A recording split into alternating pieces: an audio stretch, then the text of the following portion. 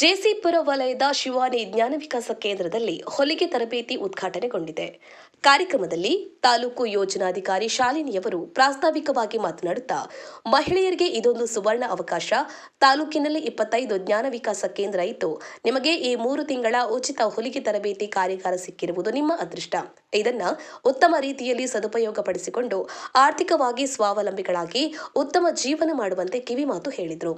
3 ತಿಂಗಳು ಹೊಲಿಗೆ ತರಬೇತಿಯನ್ನ ಸಮಯ ವ್ಯರ್ಥ ಮಾಡದೆ ಆಸಕ್ತಿಯಿಂದ ಕಲಿತರೆ ಆರ್ಥಿಕವಾಗಿ ಅಭಿವೃದ್ಧಿ ಸಾಧ್ಯವಾಗುತ್ತೆ ಎಂದು ಭರವಸೆ ನೀಡಿದರು.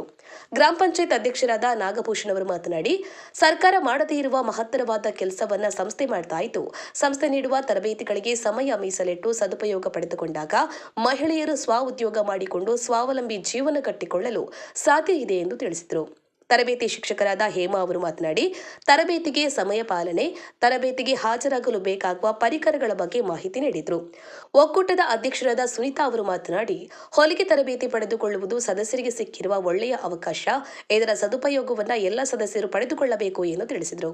ಕಾರ್ಯಕ್ರಮದಲ್ಲಿ ಊರಿನ ಗಣ್ಯರಾದ ಶಿವಣ್ಣ, ಒಕ್ಕೂಟದ ಅಧ್ಯಕ್ಷರಾದ ಸುನೀತಾ, ಗ್ರಾಮ ಪಂಚಾಯತ್ ಅಧ್ಯಕ್ಷರಾದ ನಾಗಭೂಷಣ್, ವಲಯ ಮೇಲ್ವಿಚಾರಕರಾದ ಪ್ರವೀಣ್, ಜ್ಞಾನ ವಿಕಾಸ ಸಮನ್ವಯಾಧಿಕಾರಿ ಎಚ್ ಕವಿತಾ, ಸೇವಾ ಪ್ರತಿನಿಧಿ ಲತಾ, ಸಾವಿತ್ರಮ್ಮ, ಹೊಲಿಗೆ ತರಬೇತಿ ಶಿಕ್ಷಕರಾದ ಹೇಮಾ ಹಾಗೂ ಕೇಂದ್ರದ ಎಲ್ಲ ಸದಸ್ಯರು ಭಾಗವಹಿಸಿದರು.